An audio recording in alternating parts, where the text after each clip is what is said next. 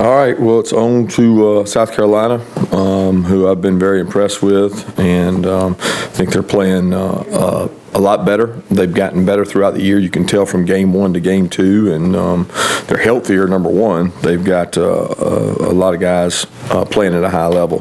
Got a lot of respect for the way Will runs the program. I think they're doing a really good job. Both coordinators really get after you. They put pressure on you in 3 phases: offense, defense, and special teams. They do a great job up front defensively. They got a lot of big guys and more big bodies than they've had in the past, and they're healthy. And then offensively, they've got one of the best wide receivers that I've seen on tape in Brian Edwards. He does a great job. Helinski is a very talented quarterback. We recruited him hard here. He's got extreme arm talent. He can make all the throws, and they're doing a lot of things that are tough to defend offensively, and they put pressure on you from special team standpoint. So, been an exciting game. I want to challenge our fans who have always responded to challenges to get in your seats early and get ready for an early kickoff. Our guys will need that support, and we'll need the crowd noise and the impact we had in the Notre Dame game. We'll need that same thing going against a young quarterback. With that, I'll open it up. Kirby, after the game the other night, Jake talked about, some teams just like to light up the scoreboard and all that, and there are some teams at the top of the country that do seem to have like pinball machine offenses. You're coming off a very efficient game as far as yards per play and time of possession and all that stuff, but are you happy with the offense, or is there a lack of big play potential compared to some other offenses out there? Am I happy with the offense? Yeah, I'm happy with what we've been able to do, sustain drives. Do we want to be more explosive? Yes, we want to be more explosive. I think we're always looking. We have a goal of 1 of every 8 plays to be explosive. In this game, we were 1 out of 8.3. So we missed our goal offensively of being explosive. That's our standard. That's not, some teams may have, they want 1 every 5, but we want 1 out of every 8 plays is our goal, and we were 1 of 8.3. So we just missed it and weren't. And some of that, they did a good job of, and you take 1 or 2 blocks downfield and 1 more play is explosive and you make that goal. But we're always looking to improve, and the same thing with defense. We're trying to not give up explosives. Raise your hand if you have a question. Each of the last 2 games, the defense has played really well in the third quarter. What is it that has allowed those strong performances at the halftime? Does it reflect more on the adjustments you guys make as coaches, or the players' ability to respond to those strategic changes? Settling down, I think, playing and understanding what the team's trying to do to us. Maybe we got to do a better job as coaches of preparing them early in the game. I think when you're a good defense, I do think that you don't see the same things. So what happens is, in the history of the really good defense that I've been with, you go into a game expecting one thing, and the other team has worked really hard to try to counteract that and get off tendencies to do different things. You see different stuff because they're trying to generate plays against you, and that's been the case for us, but we got to do a better job starting off for sure. Coach, Will Muschamp was asked yesterday about his friendship with you. Could you just elaborate on Will's role when you were here and how you guys have been able to maintain a friendship throughout the changes in your coaching careers? Yeah, there was not like a close relationship when we were here because he was a 5th-year senior captain and I was a redshirt freshman. That we were really in 2 different places. So, he was good to me, but it wasn't like we had a friendship. We were in 2 different spots in our career. Where we became closer was the opportunity he gave me to come to Valdosta State, he and Chris Hatcher, and we worked together there, and then we worked together at LSU. And those 2 years we spent in the same staff, we probably bonded more than we did while we were here. But he's always been a very intense coach, good football coach. I think he does a good job running a program, and that has allowed us to share information when possible, when it's not about scheme and it's more about philosophy. But he has been a good friend. I got a lot of respect for him. Kirby, to piggyback on the offensive explosive, one of the extreme nitpicking with Jake's completion percentage to wonder about him throwing downfield, but not seeing the all-22, are those shots not there a lot, or You lost me. You said not seeing y'all's 22. What were we All doing? 22, the tape. Oh, I got you. The whole picture. What is the whole picture there?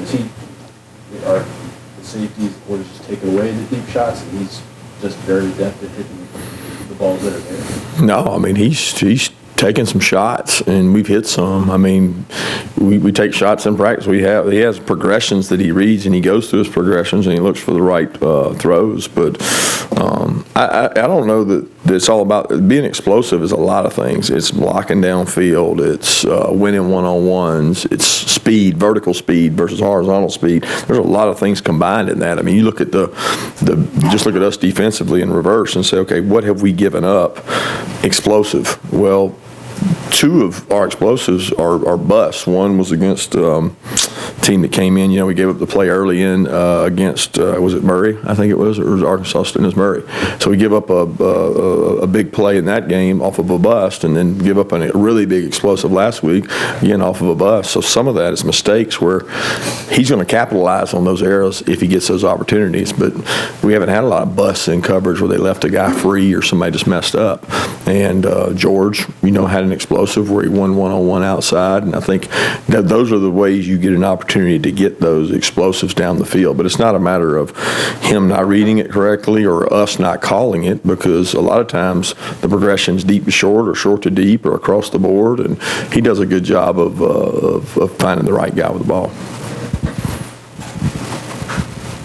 Kirby, what do you remember about coaching Thomas Brown as a player, and what was that season like for you to coach on the offensive side of the ball in 2005? Thomas was one of the hardest working players we had in that room. I had a really good room of running backs. There were 4 or 5 really good backs: Craig Lumpkin, Danny Ware, Tyson Browning, Thomas Brown. There was good backs in that room, and he was probably the hardest working, quietest guy that came to work every day. Extremely physical and explosive for his size, and he's just a great leader, great person, and he continues to be that way as a coach. What was the second part? So you've been obviously a defensive assistant. Yeah. That year on offense, what did you learn? Well, I think coaching the running backs was more than just effort. It was psychology. It was management. You got 4 guys in the room that all want the ball. Protection of the ball and protection of the quarterback was an ultimate goal. But it was a good experience for me to see how offenses think about things. I think that was probably one of the most valuable years of my career, because I looked at it through the eyes of an offensive staff, Callaway, Bobo, and Coach Rick, of how they analyze the defense and how they see things. Coach, do you have an update on Jordan Davis, how you guys might manage his practice workload this week? And also, after he left the game early Saturday, after watching the tape, what type of things are you able to see about the impact he has on the defensive line when he's, how much of a difference do you see when he's not out there? I'll be honest, I didn't see a huge difference when he wasn't out there, because the things he impacts are the run game, and we were able to control the run game pretty well. The play was in there. We actually had a run come out, so we didn't play a run right early in the game when he was in there, and we fit him a lot more right as the game went on. We think Jordan's going to be fine. He's not going to be out there today early on. He's going to be rehabbing when you guys are out there, but we think he's going to be fine to go, so we expect him to play. Now through 5 games, where have you seen Brian Herring improve the most from where he was in the offseason to where he is now? I think the confidence. Brian, I don't know that it's major improvement. The Brian I'm seeing now is the Brian that I've always seen. The difference is you guys are seeing him. And you say, why didn't he play? Well, there's guys in the NFL, the reason why he didn't play. Brian has been perfectly capable, and when he got his opportunity, he seized his opportunity the times he got those opportunities in the past. He's just getting more opportunity now. I think his vision, his decision-making, he catches the ball well out of the backfield. He runs really hard. He runs physical and explosive, and to be honest with you, he practices that way. So when he goes out to practice, he doesn't treat practice different than a game, and I think those practice habits have allowed him to be successful in games. It's just you guys are getting able to see it now. To follow up on that, can you talk about the continued emergence of depth at running back, and including with Samir White getting his chances? Yeah, I don't see it as an emergence. I see it as it's kind of been there. I mean, you say what's the deepest position on our team? You would probably argue that running back is the deepest position, and those guys compete really hard in practice. They work for their reps. We thought Zabir had some really good work last week. His protections have just become, he's really physical in his protections. He's one of our best pass protectors, so he's earned that right and that trust to get out there, and we're pleased with his growth, and it's added more depth. And I mean, he started on punt return this game, and he did more things in this game than he's done in the past. So with him, I mean, Kenny is showing up more and more on special teams for us. He's figured out that that's an opportunity for him to gain trust, and he's done that. So those guys are working really hard. Kirby, you're going from facing one true freshman quarterback to another, and I know you had true freshmen in 16 and 17 here starting for you, and I think Alabama, 5 of their 8 games could be against true freshman quarterbacks in the SEC. Are you surprised by that number? And is there, it seems like you don't want quarterbacks to lose the game, and that you need them to be game managers early on. When you get to the midpoint of the season, and I know Maurer was just making his first start last week, but when freshman quarterbacks get to the midpoint of the season, do you feel more comfortable putting more stuff on them? Yeah, I think it's a trend that you're going to see because, number one, they're getting hit more, so there's a chance of injury. They're running more, there's a greater chance of injury. So you're seeing backups who happen to be true freshmen because quarterbacks don't usually stay the long haul and they leave. So you're seeing more backups, but you're also seeing more talented freshmen arrive. And this young man is talented. This young man has a talented arm strength. He can make all the throws. To see him go in the games he went in, I mean, just look at the Alabama tape. He went out and played against one of the elite defenses in the country and spun the ball as good as anybody. He's got a great release. He's got intuition on throws, very instinctive, and he's going to be a really good player in this league for a long time, in my opinion. Is there can an update on Tyson Campbell, Solomon Kinley, and did everybody else come out of the game? Tyson will be trying to go today. I don't know much because I haven't seen him since the game or since we left for the game and he didn't go. So we're hoping to get him back, but we don't know. I'll know more by the end of the week. And then Solomon should be good. He's cleared to go today. We thought if he had to go in the game, he would have been able to go. So he'll be practicing today. And I don't think there's anything else outside of Jordan we talked about. I don't think there's anything else. Rochester's grade out okay? It was his first. Yeah, I mean, Julian played well. He came in and he's been practicing. I mean, we've been grooming him to get him ready and get him in the rotation, and felt like it was the time to do it. So he'll get opportunities to continue doing that if he continues to do everything he's supposed to do and work hard in practice. He continues to do that. The biggest thing is we got to get some quickness and production out of those guys, and that's what we're hoping he can help with. Going back to Brian here, and you've known him so long, and he's a guy that's gone through a lot. and a time where people look for greener pastures out there when they're not playing a lot. Is that a guy you kind of pull for a little more when he has a successful game like he did the other day?